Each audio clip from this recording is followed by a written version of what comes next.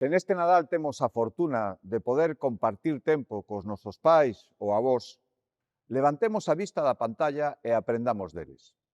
Esas conversas, esas testemuñas de cando o tempo pasaba a outra velocidade, poden axudarnos moito a entender e adaptarnos mellor ao noso mundo.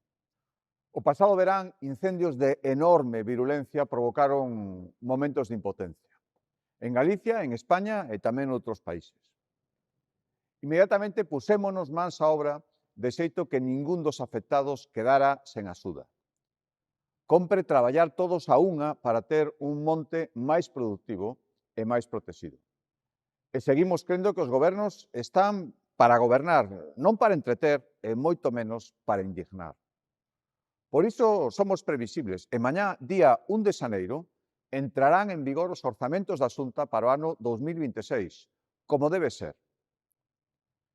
Traballamos pensando en deixarlles ás nosas fillas e fillos unha Galicia mellor, non en facernos notar no medio do ruído. As mellores decisións non adoitan ser as máis impactantes e ás veces nin siquiera son as máis populares.